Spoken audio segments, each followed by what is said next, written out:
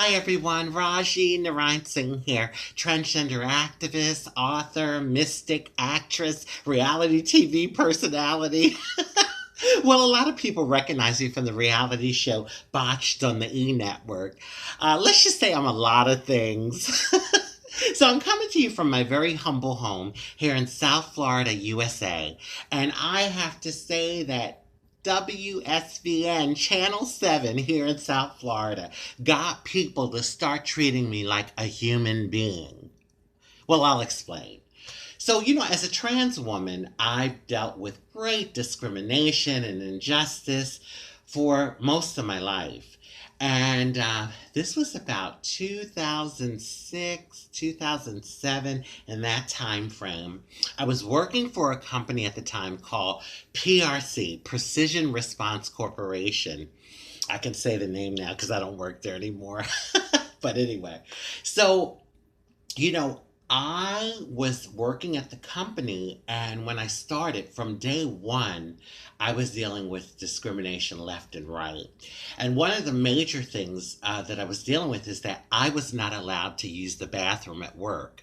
Well, I couldn't use the ladies' room. They didn't want me using it because I might offend the ladies at work. And of course, I couldn't use the men's room because of my safety, for safety purposes. And I wouldn't even have wanted to use the men's room anyway. Okay. Now, there was a bathroom that I could use, and it was on the other side of the building in the personnel department. It was a unisex bathroom. Now, the building was about the size of like a football field. I worked on one side, and this bathroom that I could use was all the way on the other side. And so, not only that, but it was in the personnel department, and the personnel department closed at 4 p.m. My shift was always like swing shift, so it was like 12 to 8, 1 to 9. And so, for about 4 hours a day or more, I didn't have a bathroom to use. So, I would, like many days, literally have to sit there and hold my pee pee, unless I wanted to go outside and pee in the bushes. Tranny peas in the bushes. Yeah, so, and I tell you, if you don't laugh, you cry. And so a lot of times I use humor and comedy to kind of get through some of the hard things that I've gone through. But anyway, and then the days that I did use the bathroom, I was docked because I had to walk so far to the bathroom that it would take me longer than my coworkers. My coworkers could basically get up and walk a few steps to the bathroom. So, of course, it was taking me longer, and my supervisors were punishing me by, docking my time because it was taking me longer to go. Well, of course, it was like a football field away. And so it was stuff like that that I was dealing with, along with so many other issues that I had there. I was determined though. I was determined because I wanted to, first of all, I needed a job.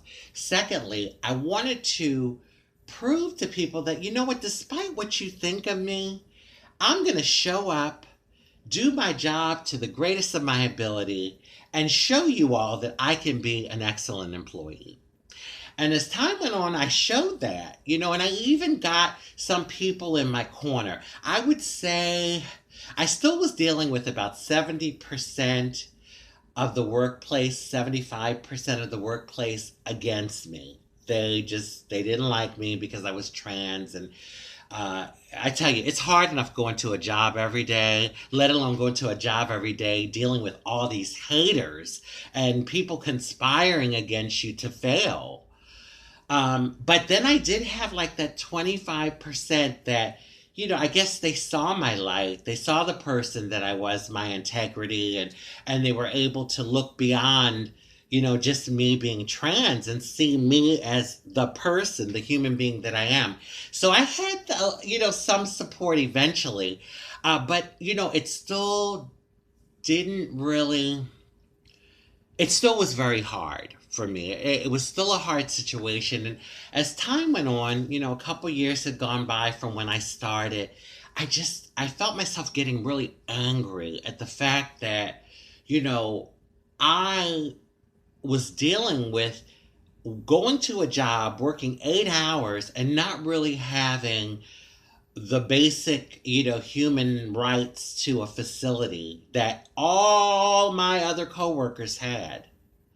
And so that's when I reached out to Help Me Howard at Channel 7. And I was actually, someone responded to me right away. You all came out, you did a story about me. And what was so wonderful is that I was kind of between a rock and a hard spot, because, for lack of a better phrase, because I was still working at the company and I didn't want to lose my job because I needed a job. But at the same time, I wanted to shed light on the injustices that trans people deal with when they're in the workplace. And so you all didn't mention the company for me, but you shared my story. And you ran that story for a whole week. I was on the air with that story. And even at the end of the year, that year, you ran it like for, I guess, when you were doing like the end of the year special, you ran it again. Well, I'm going to tell you, that helped to change my life, because after that story first ran, I went into work the next day and I was sitting at my desk. And not even 5 minutes went by, and someone from the Human Resources Department came over to get me. And they took me over for a meeting with the Human Resource Director. These people were like now on high alert. They were like, oh, whoa, whoa, whoa, whoa, whoa, whoa, whoa, whoa, whoa. We have to like make sure like your situation, you're taken care of, and you're comfortable here. And what I'm trying to say is they finally saw me as the human being that I am, and it was because of the story that you all ran on me. Many of them, they weren't even looking at me. I was like a piece of crap, for lack of a better phrase, to them. And when that story ran, it got me a meeting with the Human Services Director, the Director of Human Services, right away the next day. So I eventually was able to start using the ladies' room. And,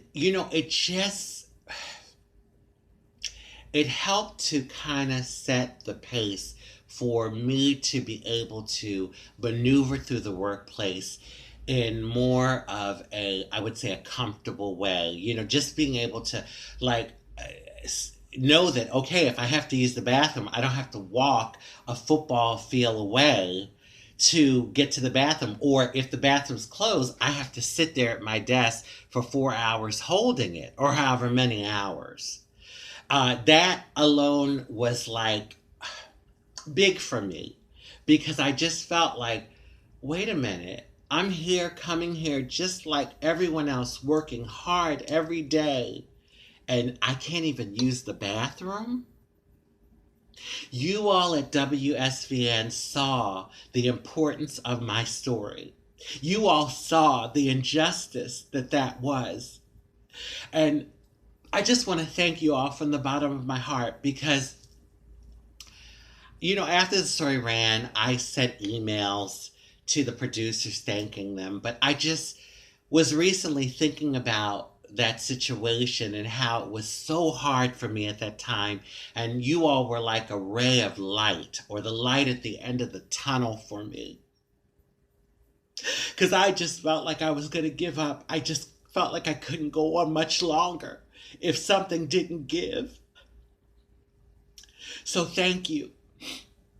I ended up staying at that company about 7 years, and I moved up. I was promoted. Things got a little better for me. And I would hope that me being determined to stick that through, or stick that out, just being determined that despite everything I was going through, I was going to show up and be a good employee and prove myself. I hope that opened some doors for trans people that maybe came behind me, and that come behind me, because it was not a comfortable situation. And You all help to make it more comfortable. Thank you again from the bottom of my heart. Love, peace, and blessings to you all at WSVN Channel 7 South Florida.